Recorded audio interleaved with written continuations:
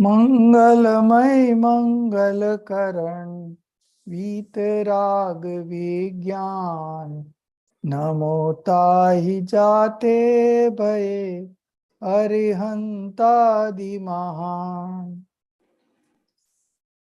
कर मंगल करी हो महा ग्रंथ करन को काज जाते मिले समाज सब पावे निज पद राज.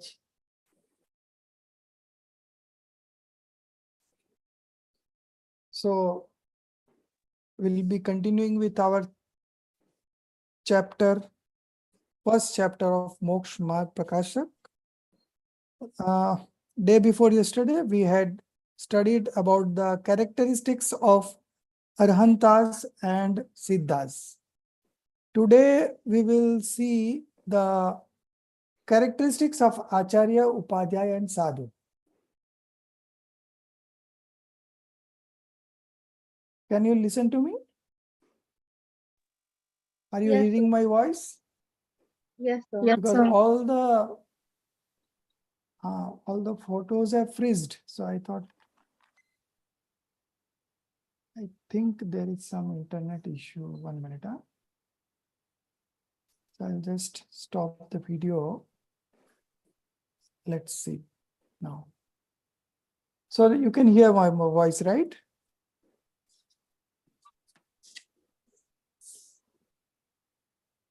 Yeah? Yes, sir. Okay. So I'll just keep the video off for a few minutes. Let's see if the internet connection improves. So today we'll be studying the characteristics of Acharya, Upadhyaya and Sadhu. So first we will see the common characteristics among Acharya, Upadhyaya and Sadhu, and then we'll move on to individual characteristics of Acharya, Upadhyaya and Sadhu, and that will complete our studies on the Panch Parmeshti. So we utter Namokar mantra every day, but we should also know their characteristics, their nature, their qualities, etc., etc. So then only whenever do Namaskar mantra, then we should have their image in front of us so that we can connect to those qualities. So first, page number 4, coming on to page number 4, 1 minute, whom I will make co-host.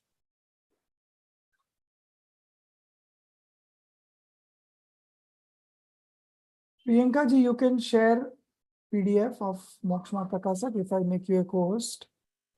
Yeah, sure. Yes, sir. So just give me 1 minute. I'll pull it up.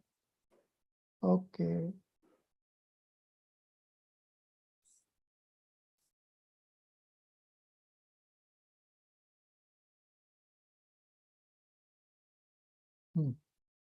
I made you a co-host. So as and when you are ready, you can share the PDF.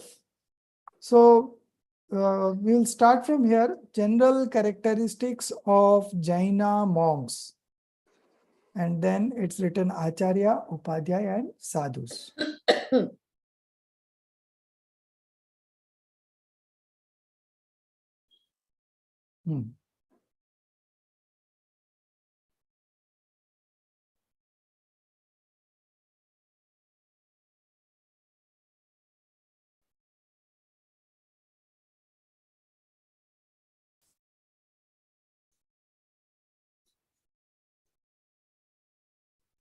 Sorry, sir. Can we see it now? No. Okay, sorry, sir. One more time. I'll try. I have a single screen version.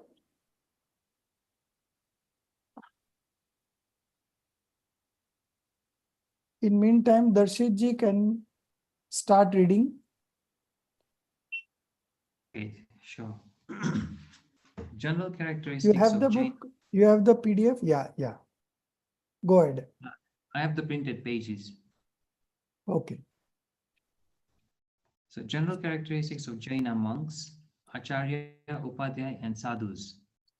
Now we look into the characteristics of Acharya, Upadhyay, and Sadhu, all possessionless naked Jaina monks.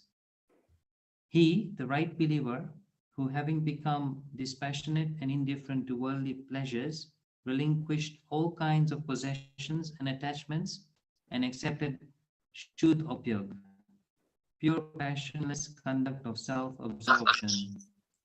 Form of monk's conduct experiences internally through the Shuddh Upyog his own self to be the self-soul only, never feels I-ness in other objects and believes one's own sentient nature only as one's own, never feels mindness in alien dispositions and whatever other substances and their characteristics appear in knowledge. He, of course, knows them, but does not have attachment, aversion, feelings in them by treating them as agreeable or disagreeable.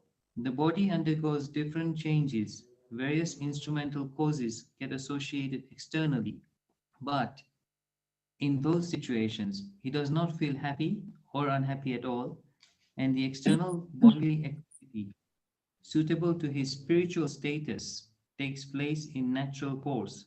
He does not involve himself in it forcibly, and he does not allow his upyog, active consciousness, to deviate or ramble too much. He rather holds deviationless (stable) condition by becoming stoical and dispassionate. And occasionally, due to rise of mild passion, Shubh Upyog, auspicious thought activity, is also caused, owing to which he gets inclined towards the external means of Shuddh Upyog. But knowing such inclination also to be relinquishable, wishes to uproot it. And due to the absence of rise of intense passions, there exists no Asubh Upyog, inauspicious thought activity, of indulging in violence, etc. And having attained such an internal state of self, he has accepted the Digambar posture, totally possessionless naked state of quietude and serenity, has become free from the acts of decorating the body, etc., lives in the forest, caves, etc., follows unbridledly 28 mulgunas, basic rites, endures 22 types of parishahas, afflictions, and adores 12 kinds of taps, penances, sometimes becomes motionless like an idol by holding the meditation posture, sometimes engages himself in external pious activities such as study of scriptures, etc., sometimes attentively engages oneself in food taking and making movement, etc., which activities are fit for him for the sake of maintaining the body, being the associating cause of Muni Dharma, monk's religion. Such is the state of Jaina monk, and this applies to all Jaina monks. So first, they have mentioned the general characteristics of Jaina monks. So when we say Jaina monks, that means it includes acharyas, upadhyay, and sadhus. Because acharya and upadhyayas are selected from the sadhus only. So they are sadhus in the first place, and then of course with their special skill, like acharyas have administrative skill. We had studied that story of Raksha Bandhan, and there it was Akampnacharya. So he was so firm in his discipline and decision-making power that he never got carried away by any kind of emotions. So acharyas are very, I would say, they have got this quality of managing the whole congregation, and they have this special quality, so they are made the acharyas. Those who have leadership skills, that kind of sadhus are made acharyas. Then there are upadhyayas also, who are again sadhus only, but they have they are academically very strong, and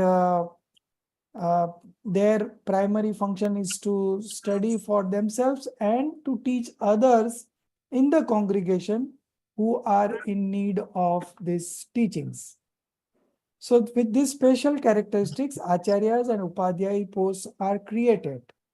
But at the base, if you see, it is all are sadhus only, all fall under the category of sadhus.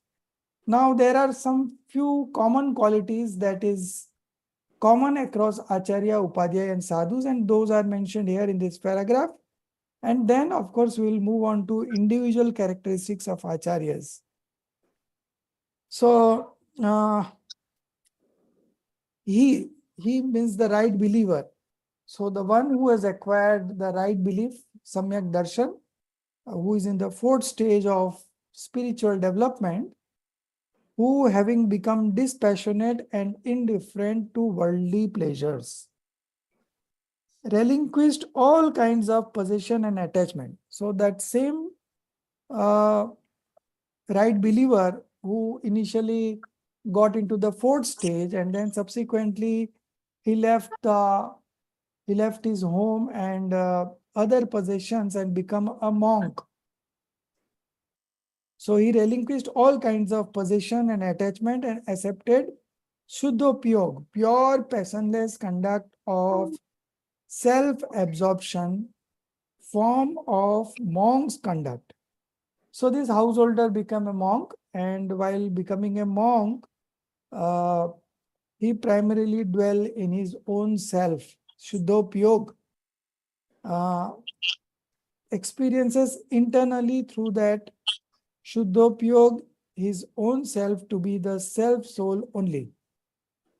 So this householder who became a monk, and now after becoming a monk, his primary function is to concentrate on the self,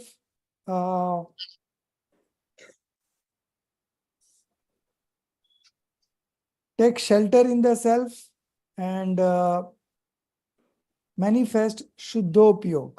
Shuddhopyog means pure manifestations. So there is one Ashuddhopyog and Shuddhopyog. Ashuddhopyog means rise of auspicious and inauspicious sentiments. And Shuddhopyog means manifestation of pure soul. So relinquished all kinds of position and attachment and accepted Shuddhopyog, form of monk's conduct.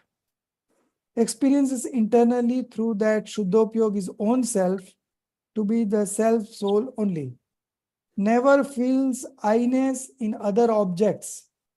Never feel I-ness in other objects means never feel that the other objects are me. And believe one's own sentiment nature only as one's own. Okay?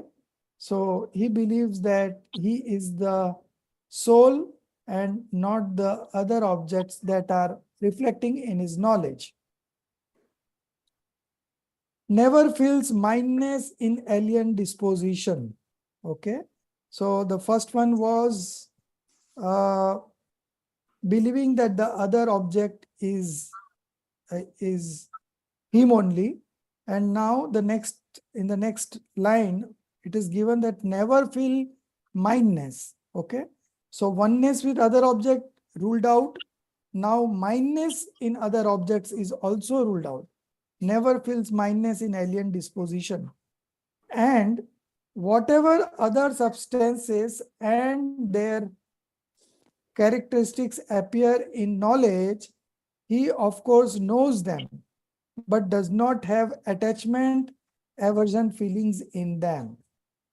So the other objects are known in his knowledge, but he never develops or manifests a feeling of attachment and aversion in them by treating them as agreeable or disagreeable. The body undergoes different changes. Various instrumental causes get associated. Instrumental cause means again limit. Get associated externally, but in those situations, he does not feel happy or unhappy at all. and the external bodily activity suitable to his spiritual status takes place in natural course. So the external activities of mind, body, and speech, that goes on, but he never feels those activities to be his own.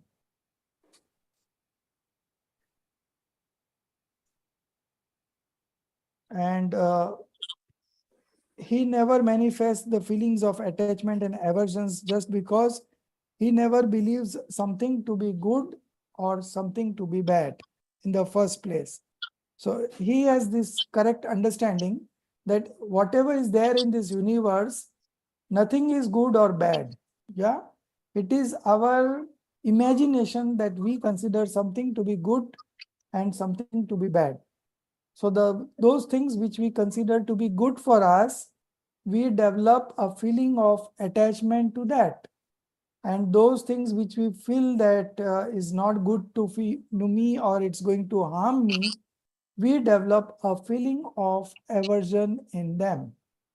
So again, this manifestation of attachment and aversion feelings binds new karmas, and our sansar goes on, So the first place where we can stop is we need to have a very correct understanding that the other substances are not beneficial to me or not harmful to me. But those are just reflecting in my knowledge. That's all. No other correlation with them.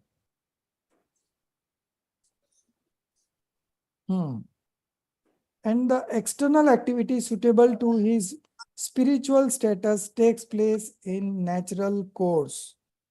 He does not involve himself in it forcibly, and he does not allow his upyog, active consciousness, to deviate or ramble too much. So the external bodily activities suitable to his spiritual status. That means if it is in the fourth stage, the mind, speech, and body will work that way. If he is in the stage of, say, sixth or seventh, if he's become a monk, then those mind, body, and activity will behave in a different manner. But whatever it is, he never feels happy or unhappy about it. So the external activity takes place in natural course. Okay. He does not involve himself in it forcibly, and he does not allow his upyog or active consciousness to deviate or ramble too much. So deviate or ramble too much, that means supposing he is concentrating on one object, so then suddenly he would not remove his active consciousness from there to some other object, then from some other object to some other object. So in this way, he does not keep on moving his active consciousness from one object to other object. So he does not deviate or ramble too much. He rather holds deviation-less, stable condition by becoming stoical and dispassionate. So he never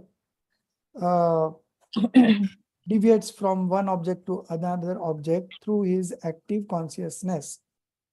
उपयोग को एक चीज से दूसरी चीज में, दूसरी चीज से तीसरी चीज में ऐसे भ्रमाते नहीं है. Okay. So, and occasionally, due to rise of mild passion, okay, so when he becomes a monk, so there is only rise of mild passion in left, okay. Anantanubandhi, apratyakhyan and pratyakhan kasai has been eliminated. Only the mild passion, that is Sanjwalan Kashai, is there when he becomes a monk. So due to the rise of this mild passion, Shubhupyog. Shubhupyog means auspicious thought activity is also caused, owing to which he gets inclined towards the external means of Shuddhopyog. Okay. So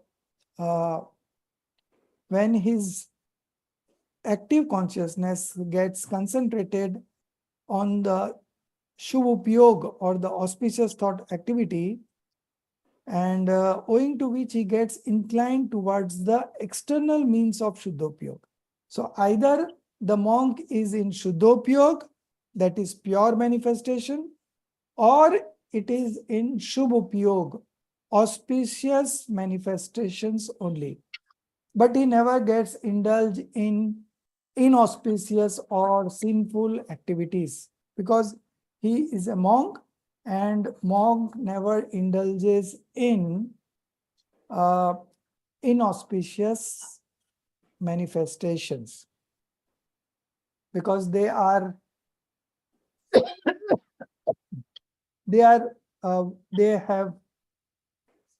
taken vows, and because of that they have completely renounced sinful activities. So there are only two things left: either it is auspicious manifestation or it is a pure manifestation. So Muniraj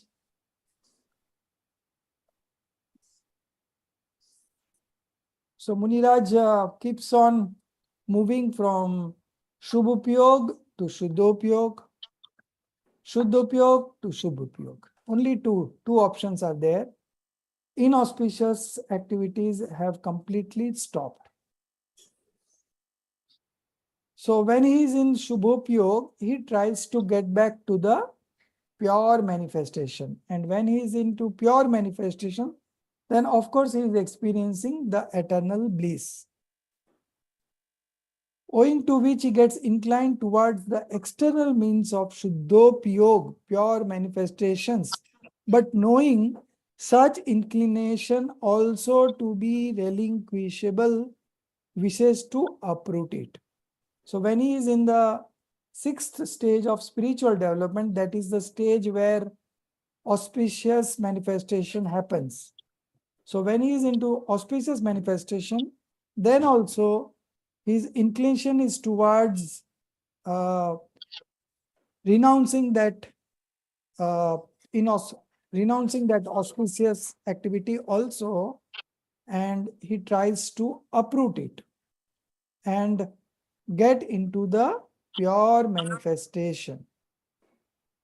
And due to the absence of rise of intense passions, okay, due to the absence of rise of intense passions, because it is all mild passions only at that stage when he becomes a monk. So there is absence of rise of intense passion. There exists no Ashubhupyog, no inauspicious thought activity of indulging in violence, etc. So violence is hinsa, then falsehood, hinsa, jhoot, then chori, chori is theft, then kushil is unchastity, and then finally is brahmacharya.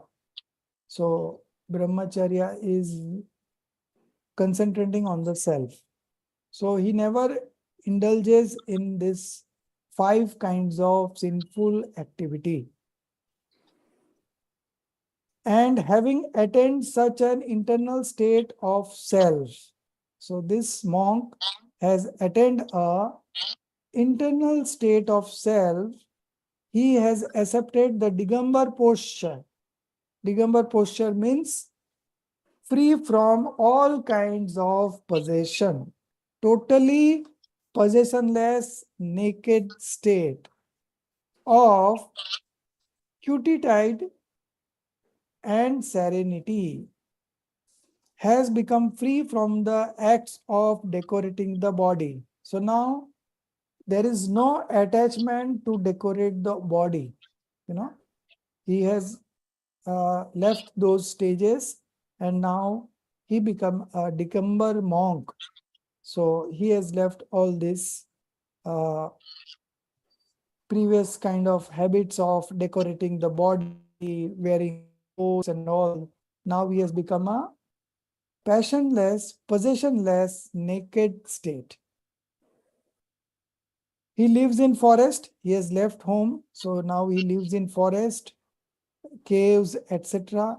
Follows unbreachedly 28 mulguns, that is basic rites.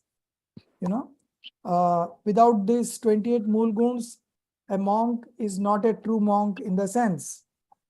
So he rigorously follows these 28 mulguns, endures 22 types of parishas. Parishas are all kind of afflictions. Then adores 12 kinds of tapas. Tapas means penances.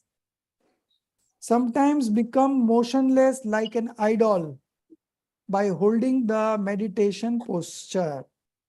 So the monks are doing samayik 3 times a day, So this is the time when he get into the posture of meditation. So he becomes motionless like an idol, just like a statue, by holding the meditation posture. Sometimes engages himself in external pious activities, such as study of scriptures. So even if he gets out and he engages himself, then he engages himself in pious activities, just like studying scriptures, writing the scriptures, uh, preaching the seekers, these are all activities that he engages himself when he's not in the meditation momentum. Sometimes attentively engages oneself in food taking. So this monks takes one time of food in a day. So when he feels that the body requires food to sustain his spiritual journey, he do take food. And there is a process of giving food to a monk, and if that process is not followed properly, then he does not take food. So he's very strict in his discipline and rules. Sometimes attentively engages oneself in food taking and making movement, etc. So he also makes movement when he is in this 6th stage of spiritual development, that is auspicious manifestation. So then he takes movement also from one place to another place. All these activities are only possible in the 6th stage. So when he's in the 7th stage, then he's only meditating. But when he is in the 6th stage, then all these activities of movement, food taking, writing scripture, studying scripture, preaching scriptures, initiating somebody into monkhood, all these activities are in the 6th stage, when he's in the 6th stage.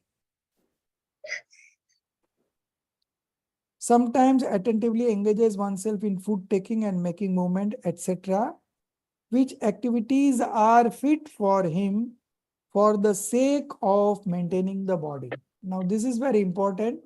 He takes food for maintaining the body, not to improve the body or health, He doesn't have that vision. He only thinks of just surviving. For surviving, he takes food. Otherwise, he don't take food. Mostly, he is into meditation of the self only. Which activities are fit for him for the sake of maintaining the body, being the associating cause of Muni Dharma, monk's religion.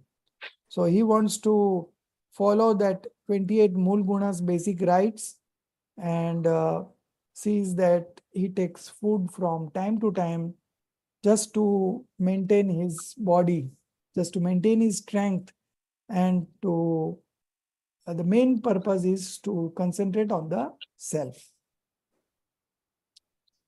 Such is the state of a Jaina monk, and this applies to all Jaina monks. So these are some of the common characteristics across Acharya, Upadhyaya, and Sadhus. Now we will be studying each one's individual characteristics. So first is characteristics of Acharya, then characteristics of Upadhyaya, and last the characteristics of Sadhu. Somebody was asking any question? Anyone has any question? Okay, so we move on to the characteristics of Acharyas. Acharyas are the chief congregation of monks. He is the chief of congregation of monks. So, Jainiji, you read. Okay, sir. So 1 minute, I've just got a question. You Hmm. said that they do 3 times only samai. Yeah, that minimum that much, so they do it only. That's a It's part not of their. that they have got 24 hours samai. They don't take that vrat. No. Okay.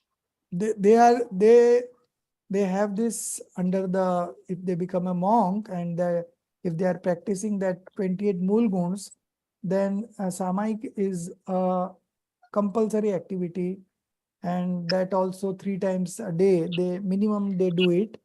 But having said that, every now and then they are concentrating on the self, even while taking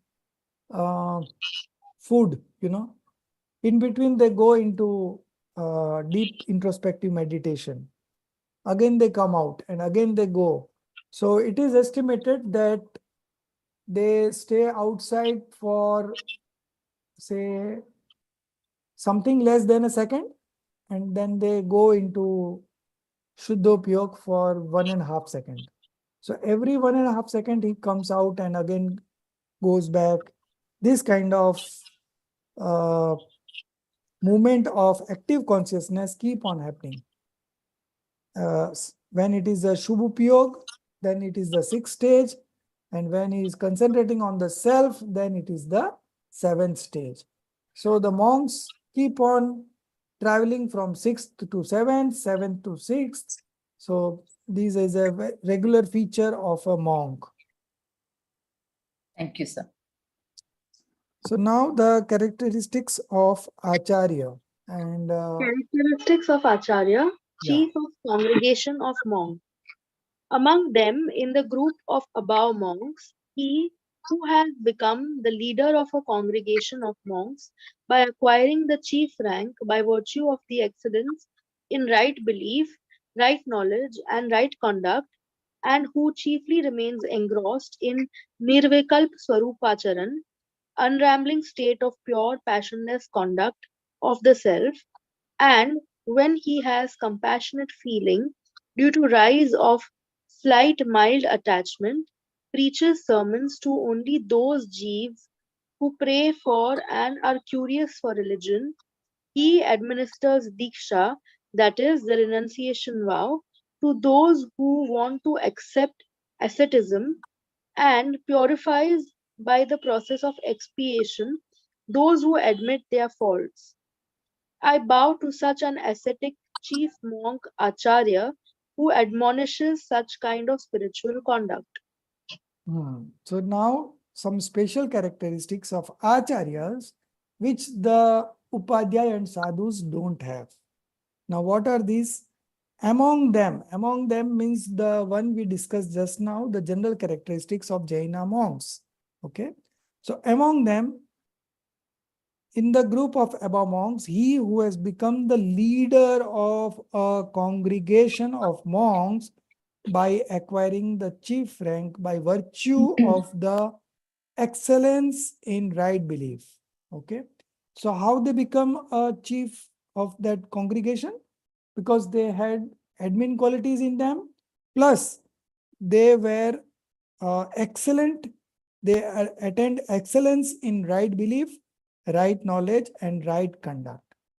So this right belief, right knowledge, and right conduct is common to all the monks, but Acharya had done excellence in that. And plus, he has got that admin qualities, so he has been made a monk.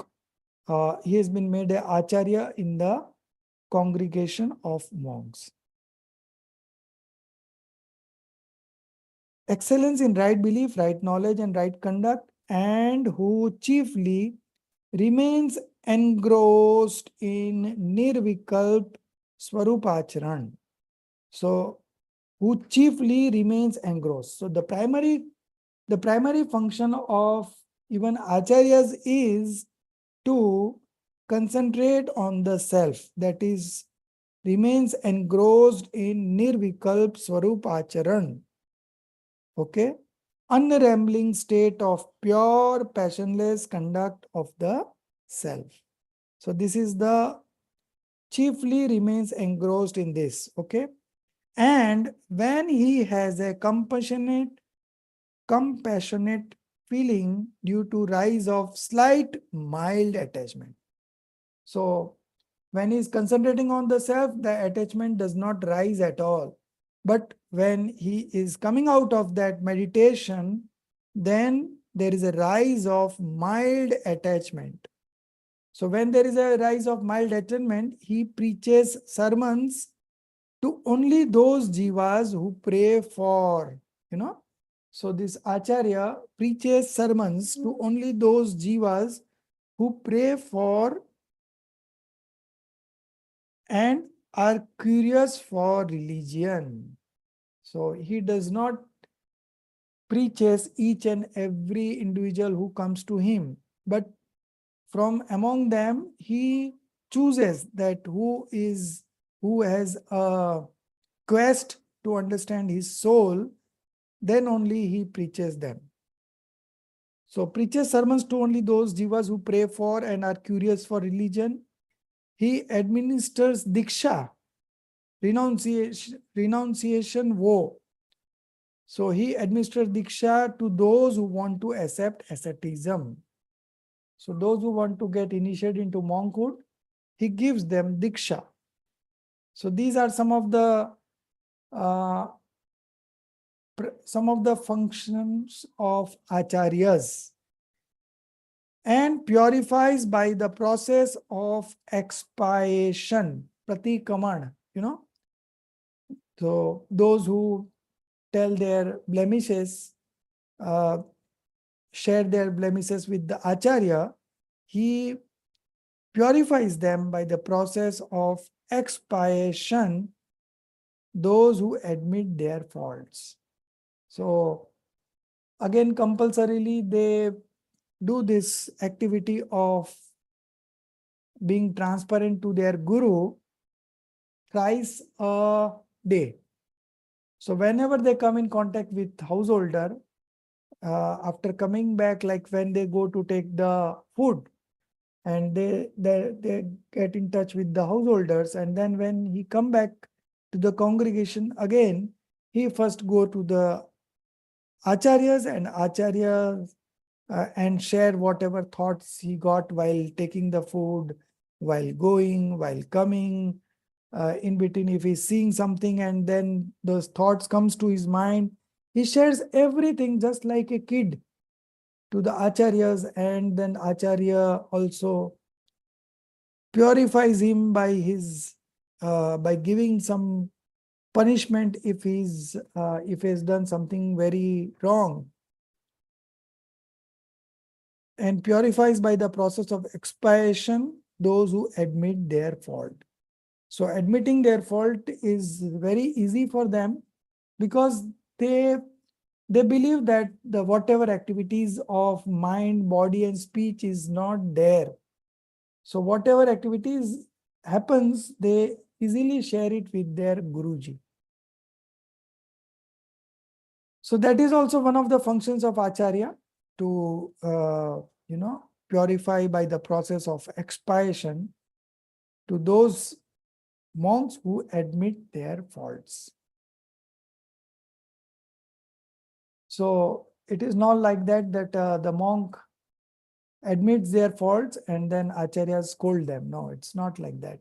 He tries to purify them by going through this process of transparency or expiation. I bore to such an ascetic chief monk, Acharya, who admonishes such kind of spiritual conduct. So this was all about the special characteristics of Acharya. Now we come to the special characteristics of Upadhyay and then of course Sadhu. So we'll read both simultaneously and then I will explain. And I have a question. yeah, ask. So we should do Samayat or we should do Pratikaman or we should do both? Like, what is the difference? So depending on the spiritual development, right? So first thing is you need to attend Samyak Darshan. That is the fourth stage.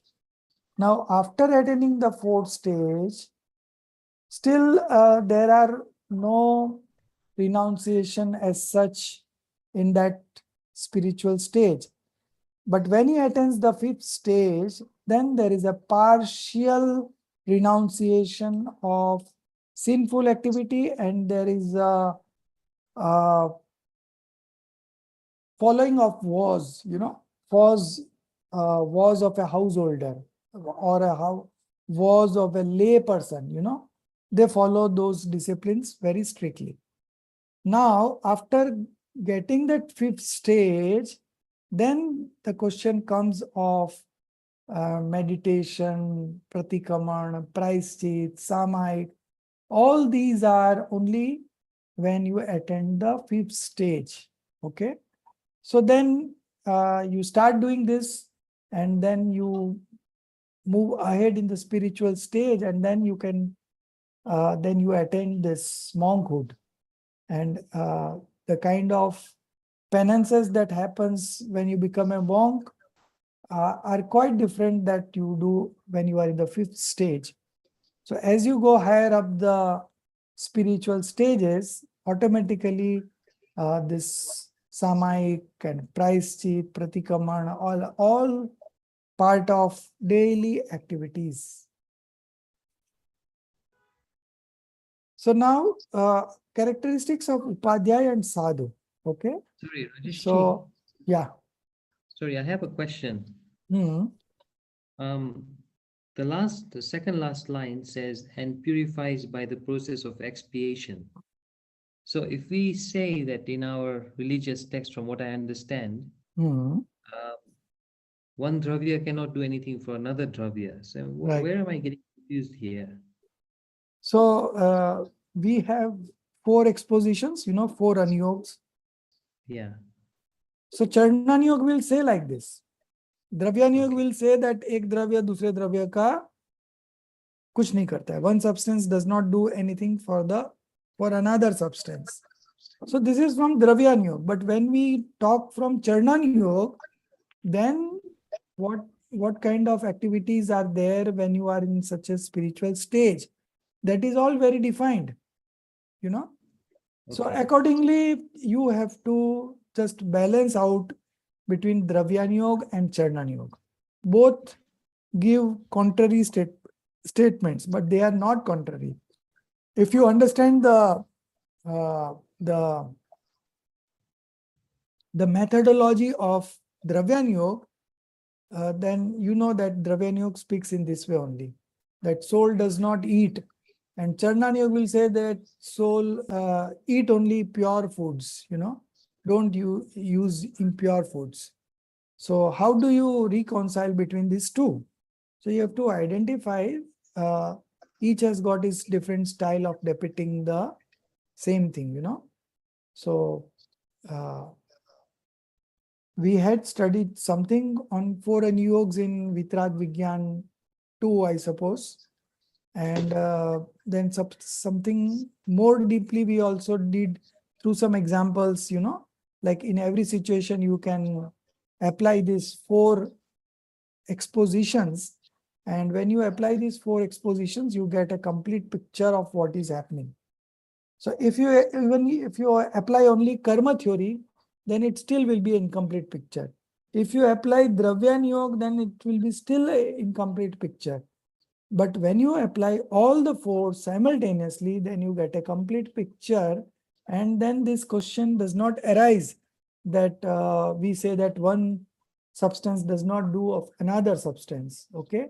So why is this talk on conduct and uh, taking dikshas and taking food and all these activities. So Charnan Yoga, from Charnan Yoga, if you see, these are all activities part and parcel of their life of a monk. Okay, understood. So Thank so you. there is no mistake, there is no ambiguity. It's all very clear. Only you have to know the perspective from what perspective it is being talked about.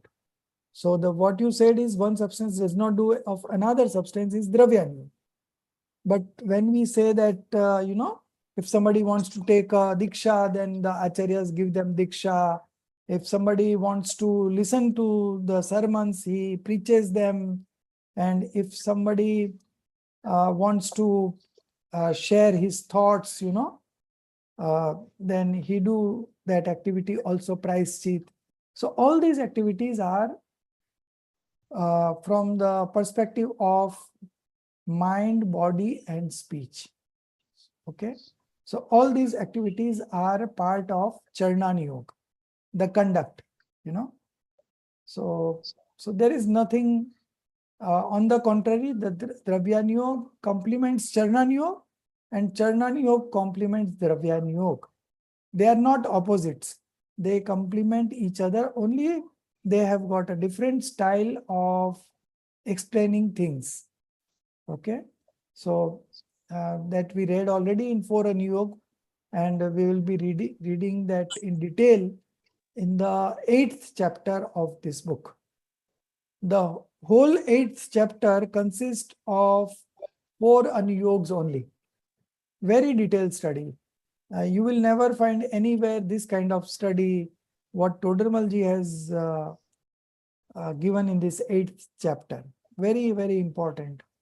So we'll be coming into that in the next, I think not next, but next to next semester. So now this is 1, 2. The next semester will be chapter 3 and 4. Then next semester will be chapter 6 and 8. So at that point of time, we will be studying that in detail. But for now, you have understood that each exposition has its unique style of depicting things. So you must understand that style. So then you will not feel any doubts in that, because from Charnan Yoga, it is always like that. From Karnan Yoga, they will involve karma. That why this has happened? Because you have done in the past some karmas, so that fruition has come of those karmas, and that's why this thing is happening to you. So something may be said from Karnan Yoga also. And then they also relate to the stories of great personalities, Prathman Yoga, the stories of Tirthankar and other great personalities. So all 4 expositions leads to passionless state, Vitrakta. Vitrakta is the ultimate conclusion or the ultimate aim from this 4 exposition. You indulge in any of the exposition, it will take you towards passionless state, non-attachment state. Okay. So that is the final say. Now, we were just getting into the discussion of characteristics of Upadhyay and Sadhu. So, Sasikala ji, you read. You have the book with you?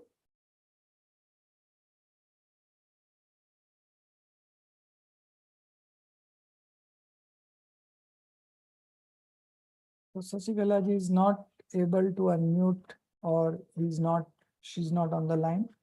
Chaitanya Prakash ji, are you there?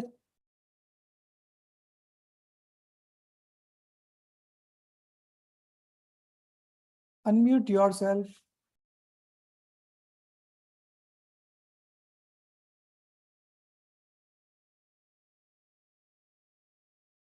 Now, who is in to this iPad? Okay, Jinali ji, you try.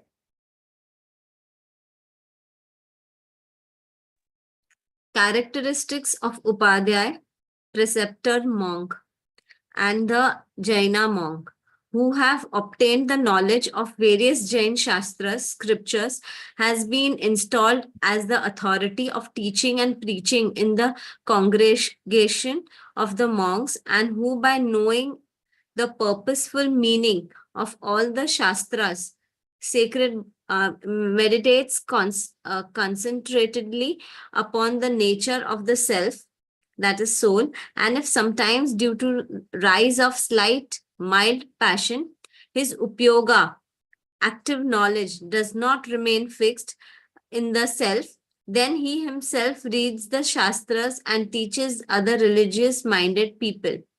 I bow to such an Upadhyay monk who teaches Bhavya Jivas, soul capable of attaining liberation. Characteristics of Sadhu. Further accepting the preceding above two types of rank holders, the rest are all those who hold monks rank and are engrossed in attaining the nature of the soul and do not ramble their upyoga in the other substances by treating them agreeable or disagreeable. Thus, they try to tranquilize the upyoga and extremely observe religious penances, rituals, etc., as being instrumental cause, and sometimes engage themselves in invocation, obsequies, and such other activities.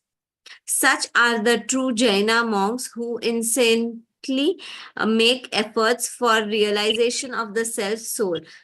I bow to all such ascetic monks. Purpose of No, okay. these two only, right? Let me explain. So you see now the characteristics of Upadhyay, preceptor monk. So in that same congregation, the one who had admin qualities and leadership qualities, he was made the acharyas. Now, what the monks will do once they initiate into monkhood, then what the monks will do the whole day. So they have this facility that there are some special kind of teachers in the congregation who has been given the post of Upadhyay, and their primary function is to study for themselves and preach others. So those who want to study, the Upadhyay teaches them, and they also get ahead in the path of liberation. So primary function of the Upadhyay is preaching in the congregation of the monks, who by knowing the purposeful meaning of all the Shastras, they are very expert in this kind of knowledge of Shastras, sacred books of Jains, meditate concentratedly upon the nature of the self. Okay. So Upadhyay is again a sadhu. So the primary function of concentrating of the self, concentrating upon the nature of the self. So he always does this kind of meditation every now and then. And if sometimes due to rise of slight mild passion, his upyog, active knowledge, active consciousness, does not remain fixed in the self. Okay. So if it does not remain in the self, then it must go out, no? Then he himself reads the Shastra. So when the upyog is not in the self, then what he does is he reads Shastras and teaches other religious minded people. So only the condition is that the other people should have a quest to know about this spiritual knowledge. So those who have this kind of interest, they preaches them. So there are all kinds of people in the congregation, when Ravan died, the next day, there was a congregation of monks who came there, and there was one Acharya, and under him there were 56,000 disciples. Now, can you imagine how they will manage? One leader and 56,000 disciples.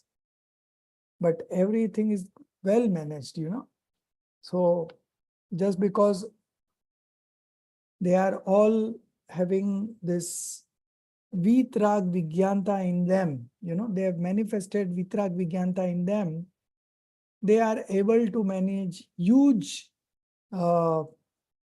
numbers of disciples, monks, disciple monks, and everyone is doing their own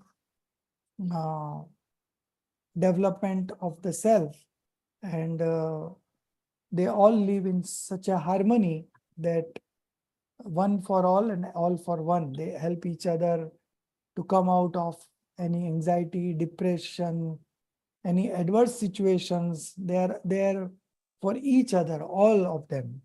So it's such a nice scenario, So this kind of activities of teaching and preaching is the primary function of upadhyayas. And sometimes due to the rise of mild passion, his upyog, active knowledge, does not remain fixed in the self. Then he himself reads the Shastras and teaches other religious minded people. I bow to such an Upadhyay monk who teaches Bhavya Jiva's soul capable of attaining liberation. So among the sadhus, there are some acharyas and some are upadhyayas. So mostly acharyas are only one head acharya, and then under him there are many upadhyayas and common sadhus, Now coming on to the last one, Sir, characteristics. shall I read? I'm Sashikala. No, this has already been read already. I'm just explaining, and then Okay. next time I called your name, but you were No, yeah, I was charging it, so okay. battery is down. So you should be ready before the class, whatever you have to charge and whatever Yes, yes. household activities you have to do. And our class starts at 8:45. So you have all the time in the Yeah. world to complete all your other activities and concentrate on the studies. Because if you don't concentrate and don't understand it, No, I was listening only. That I know, charging is but you have to with be the very, okay, next time. no problem. So, characteristics of sadhu. Now, among the congregation, though one is acharya, there are upadhyayas depending on the size of the congregation. Many numbers of upadhyayas are appointed. Now, if it is a congregation of say 50,000, then how many upadhyayas do you need? So you need hundreds of upadhyayas, because one upadhyay, they don't have mic system. So they take groups, in between. They form small groups, and one upadhyay is designated to teach that particular group. So there are many small groups, and each group is headed by a upadhyay who primarily teaches those disciples. So further accepting the preceding above two types of rank holders, the rest are all those who hold monk's rank and are engrossed in attaining the nature of the soul. This is very important. The primary function of a sadhu is, because sadhus don't have responsibilities like acharyas, sadhus don't have responsibilities like upadhyay. So what is their primary activity? Their primary activities is to engrossed in attaining the nature of the soul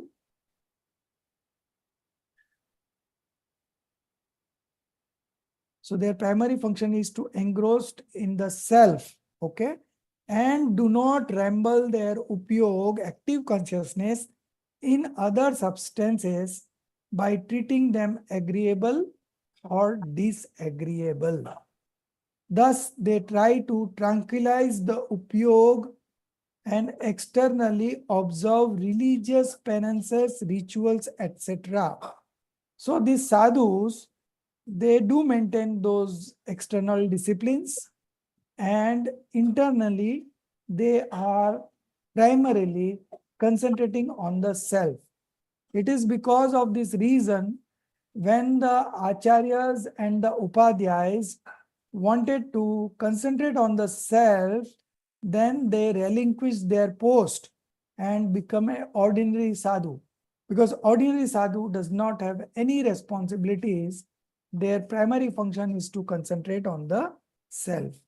So even Upadhyaya and Acharya also leave their post and become an ordinary sadhu when they feel that the time has come that they want to concentrate on their self only. So they become ordinary sadhu, and ordinary sadhu don't have any responsibilities such as such acharyas and upadhyayas have. So their primary function is to engage themselves in their self. And externally, they observe religious penance, rituals as being instrumental cause, and sometimes engage themselves in invocation, obeisance, and such other activities. So कभी वो लोग भक्ति भी करते हैं, स्तुति भी करते हैं, you know. So all these are part of daily routine of a sadhu or a ascetic monk.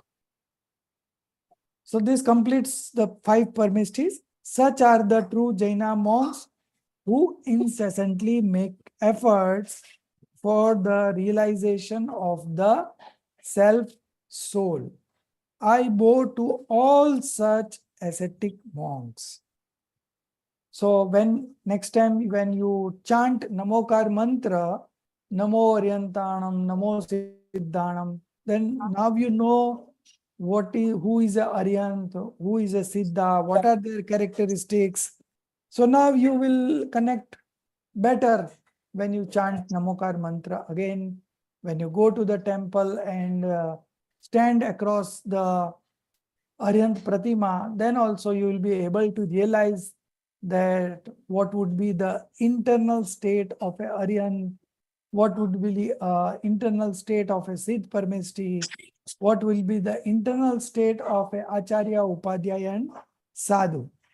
So you will have a better understanding of the Panch Parmestis, and then you will also realize that they were just like us someday, and with their special efforts, they now become either a monk or a Arhant or a Siddh.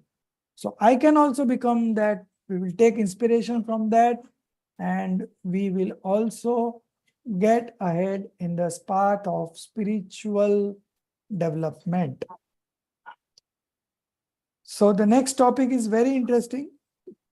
Purpose of adoration. Why we are adoring the 5 Parmestis? Of course, we read something in Namokar mantra, but here there are some special things being said by Pandit Todarmalji. Purpose of adoration. It's a slightly big topic, and our time is also over today. So what we do is we will, in the next class, that will be on Tuesday 8:45 to 10, and then Wednesday 9 to 10. Okay. So now this Mokshmart Prakasa classes will go on Tuesday and Wednesday, every Tuesday and Wednesday. And then from next Friday onwards, we will have that revision class. Okay. So those are optional. So those who want to attend will attend revision class. Those who doesn't want to attend, they are at liberty not to attend. But this Tuesday, Wednesday class is compulsory for all. Okay. So if you have any questions, I can still take up. There are few minutes left. Otherwise, we'll close for the day. So I have a question. Yeah. So actually, so I just wanted to ask that it is written in the book on 1 second.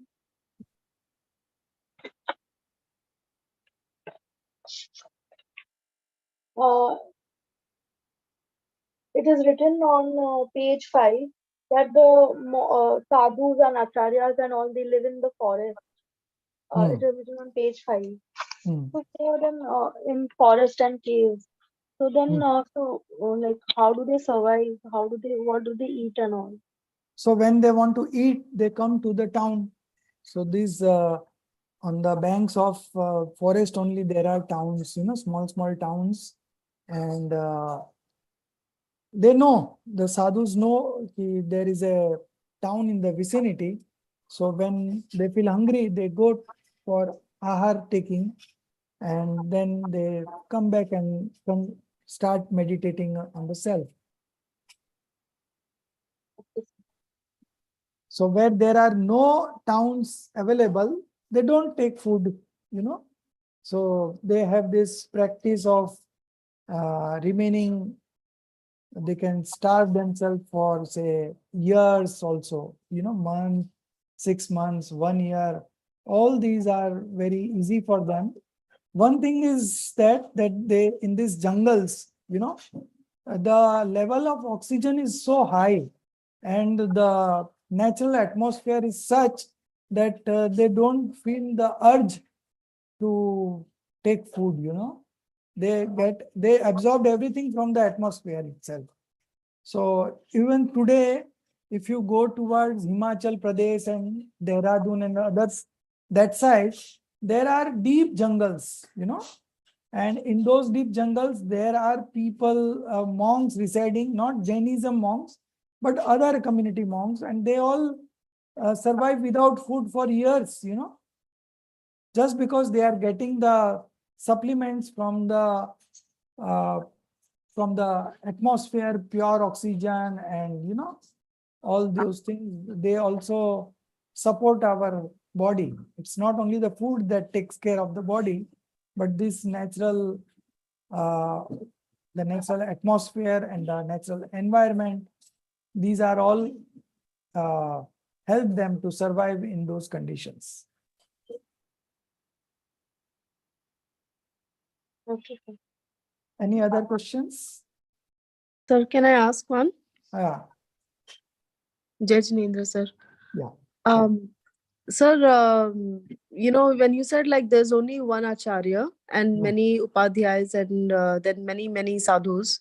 Right. So like, is it something like they say 1008 आचार्य कुंद कुंद श्री आचार्य कुंद कुंद ऐसे ऐसे बोलते हैं ना sir?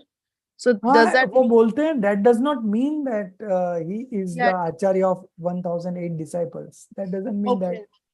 It is Okay. just, I think,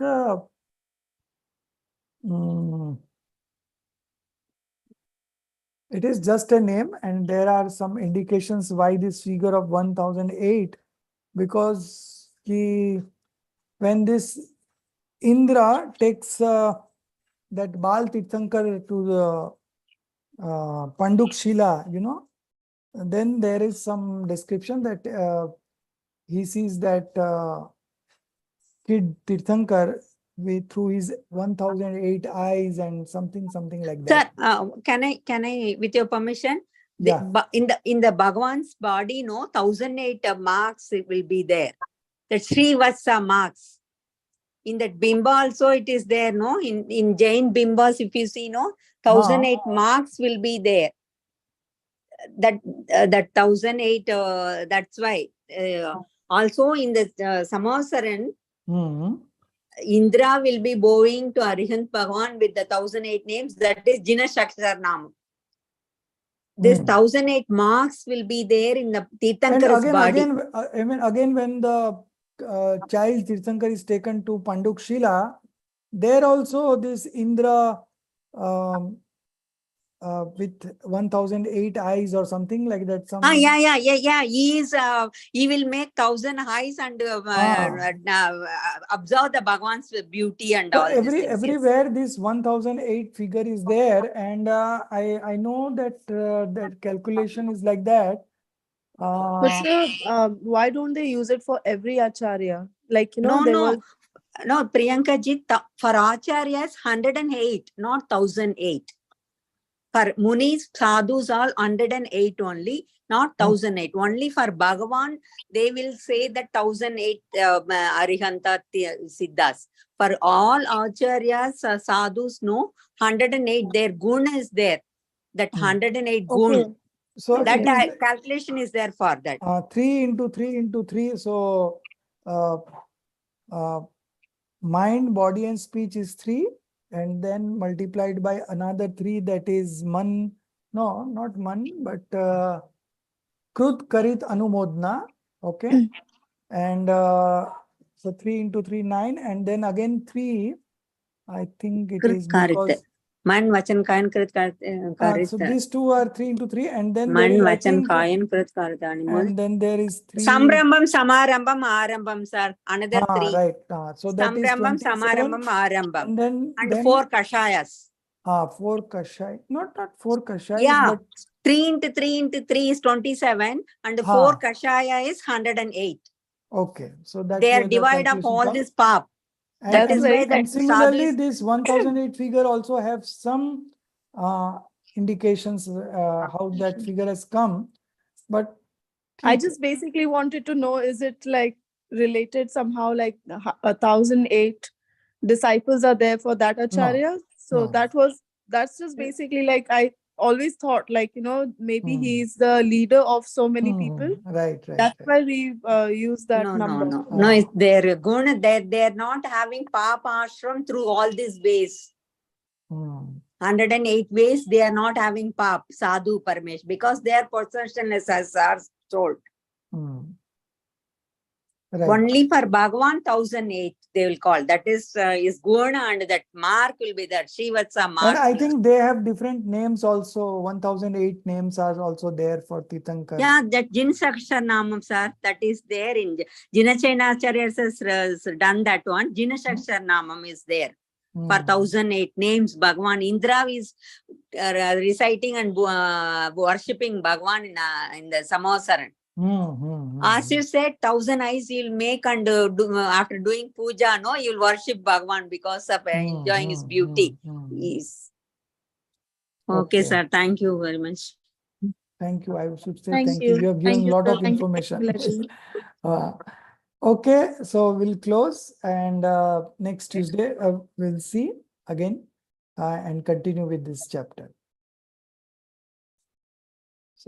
निज निधि निज में बताई यह अनंत उपकार है, उसके लिए जिन वाणी माँ को वंदना सत बार है, उसके लिए जिन वाणी माँ को वंदना सत बार है।